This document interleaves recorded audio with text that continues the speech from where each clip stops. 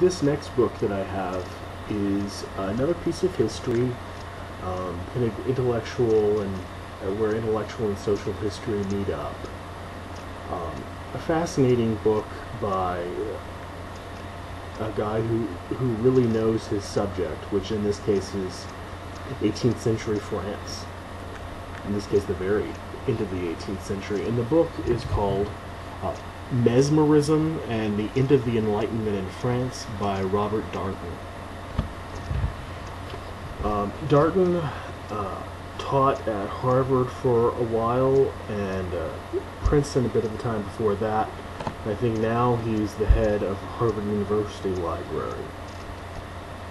But he specializes in French culture from this time period. This is a really interesting book. Most people are probably at least passingly familiar with Franz Anton Mesmer, the 19th century German-born physician and originator of what we now know as Mesmerism, or we also get the word mesmeric and mesmerizing from his name. But the background that Robert Darnton brings to this book puts mesmerism into a political perspective. So often we hear about it, it's just a physical thing where you're sort of just entranced or enchanted, or maybe a medical condition. They would have seen it more as medical, but he politicizes it and he puts it in the context of the Enlightenment and the end of the Enlightenment in France, the last decade of the 18th century. And he really does a convincing job of pulling this off. Pre-revolutionary France was peopled with scientists trying to create new explanations and new cosmologies to explain the mysterious universe around them. As Darnton says, science had captivated Mesmer's contemporaries by revealing to them that they were surrounded by wonderful invisible forces. Newton's gravity, made intelligible by Voltaire, Franklin's electricity, popularized by a fad for lightning rods and by demonstrations in the fashionable lyceums and museums of Paris, and other miraculous gases of the Charliers and Montgolfiers that astonished Europe by lifting man into the air for the first time in 1783. Of course, he's talking about the Montgolfier brothers, who were the first people to ride in a hot air balloon. It was a time of both experimentation and empiricism in France. And as you can probably tell from the etymology of the word mesmerism and mesmeric, quite a bit of quackery too.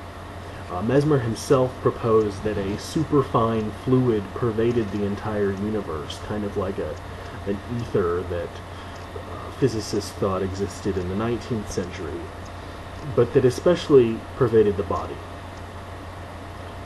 Darnton says that individuals could control and reinforce the fluid's actions by mesmerizing or massaging the body's poles, and therefore overcoming the obstacle and inducing a mesmeric crisis. Again, this is Mesmer's word, often in the form of convulsions, and then restoring health or the harmony of man with nature. There were, however, problems with this, of course. Institutionalized consensus positions on scientific issues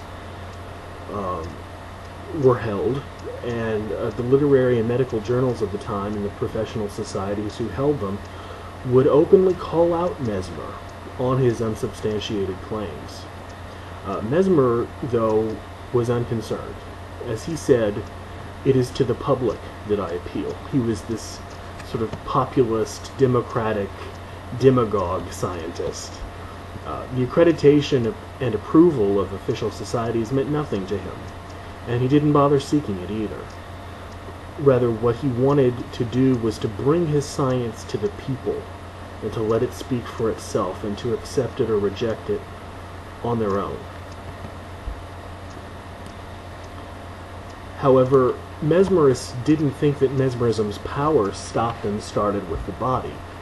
Instead, they suggested that the health of the body was related to many other things, including mental health, morality, and even the possibility for political change, which of course would have been very relevant at the time with the French Revolution.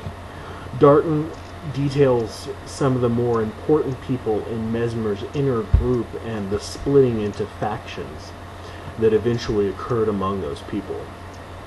One of the factions, which was led by a man named Bergasse, Bergasse, developed social and political aspects of Mesmer's theory, his own ideas about universal morality, the principles of legislation, about education, the habits, the arts, etc.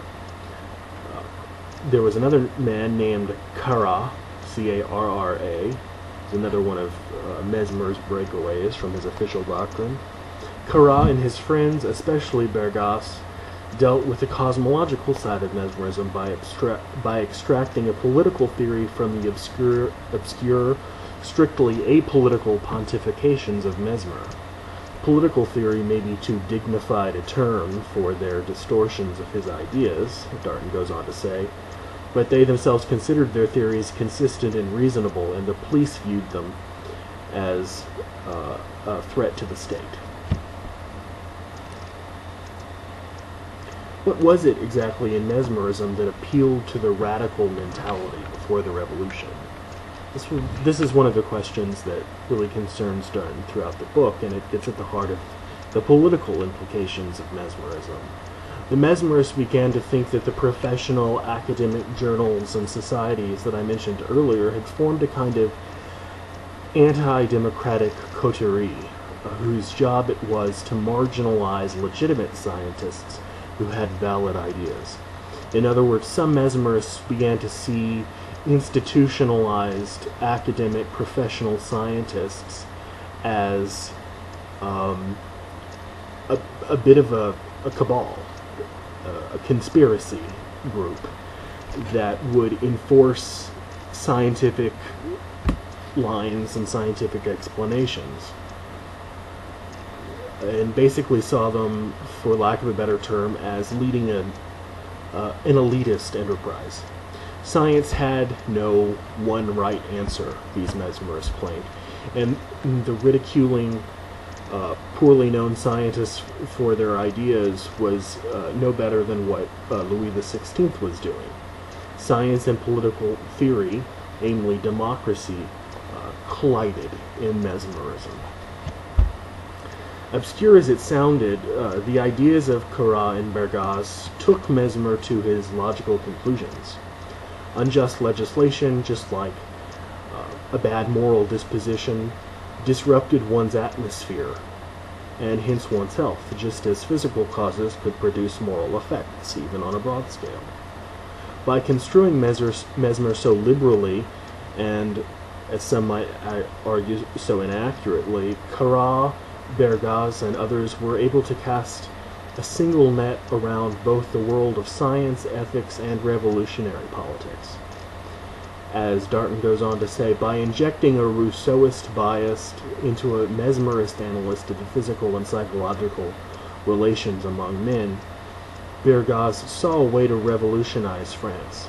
He would reverse the historical trend of physico-moral causality, reforming institutions by physically regenerating Frenchmen.